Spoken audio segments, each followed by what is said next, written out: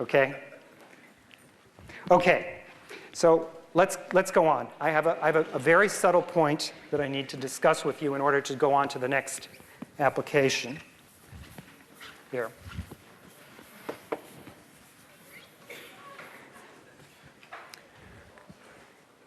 So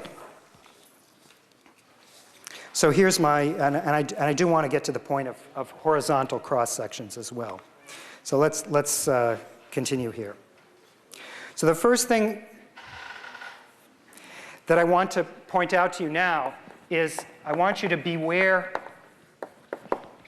of units.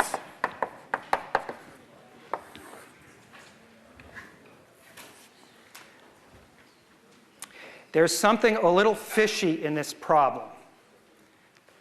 And it can be summarized in the character of the answer, which is just a little bit not clear. Namely, it looks like it's a squared, right? And we know that a is in units, and we should have gotten cubic units. So there's something a little bit tricky about this question. And so I want to illustrate the paradox right now. So suppose that a is 100 centimeters, and suppose the units are centimeters. Then the formula for the volume is pi over 2 times 100 squared, and the units we must take are centimeters cubed, despite the fact that you kind of want to square the centimeters, but that's not what this problem says. Okay?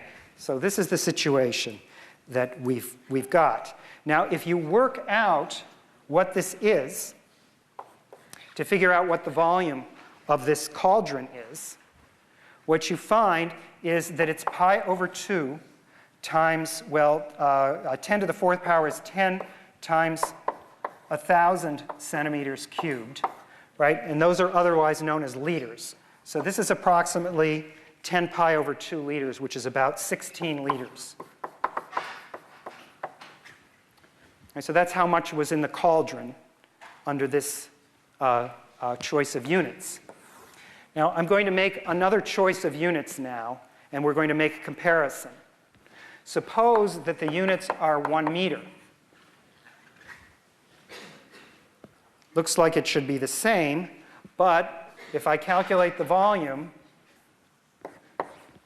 it's going to be pi over 2 and 1 squared times meters cubed.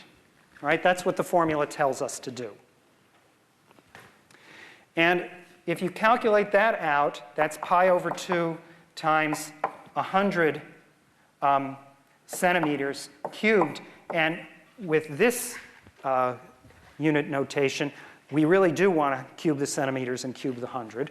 So we get pi over 2, and here we get 10 to the 6th centimeters cubed.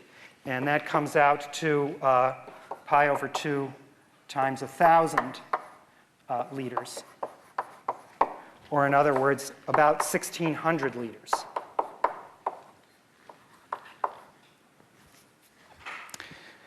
So I'd like to ask you first to contemplate this. And this is a paradox. And this is a serious paradox. If you really want to apply problems, you actually have to understand what your answers mean.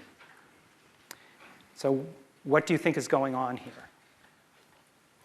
Yeah?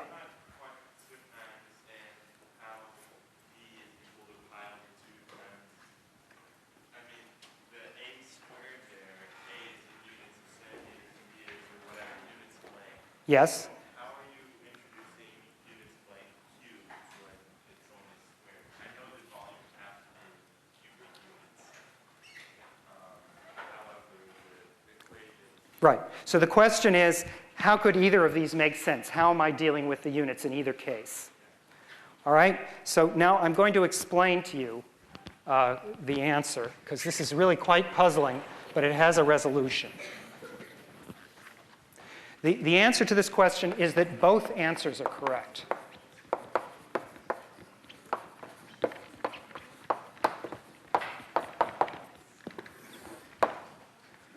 All right? This is correct reasoning in both cases. What's the matter is that you have to interpret the equation y equals x squared in two different ways.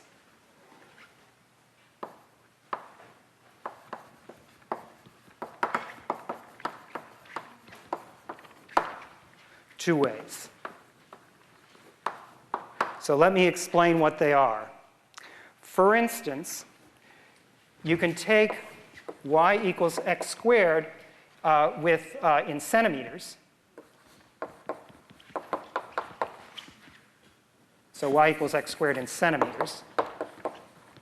In which case, the picture looks like the following. A is equal to 100 centimeters. And this distance here, which is this is the x value, this is 10. All right, this is 10 centimeters. And that's what the relationship means. So the top of the cauldron, if you like, this distance here is 20 centimeters. This is actually very badly drawn to scale. It's actually very, very deep, this thing. It's a rather skinny, deep one, okay? So this is very much not to scale, this picture.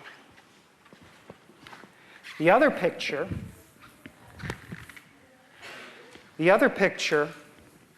is interpreting y equals x squared in meters.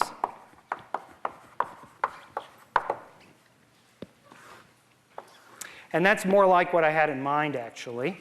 I had in mind this big vat here.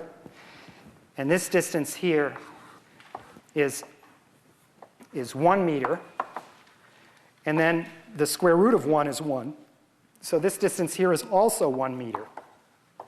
And the top is 2 meters.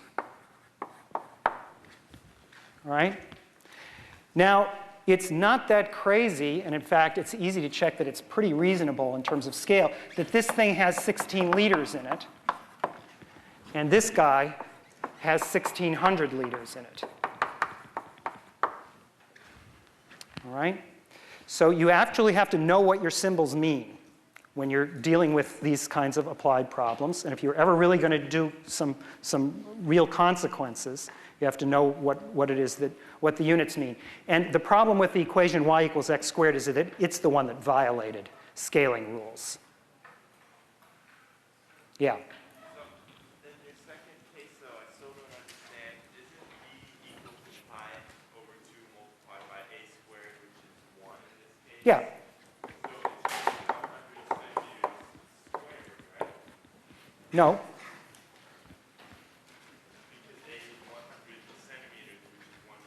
Okay, so the question is whether the formula v equals pi over 2a squared. This is the correct answer to the problem, but it is not consistent in units. If you plug in a equals some number of centimeters, some number of millimeters, some number of inches, and so on, every single time you'll get a different answer, and they're all inconsistent. In other words, this formula violates scaling. If you interpret, if you study each step correctly, you will discover that these are the consistent and correct statements, what I'm writing on the blackboard. And this makes sense in a unitless sense. But then if you actually stick units on them, one of them, they both are correct. And one of them describes this situation, and one of them describes this situation. And it's a mistake to think of this as being 1 meter and cubing the meters. All right? That will be an error. That will cause you problems. All right? This 1 is just unitless, and then the meters cubed got converted.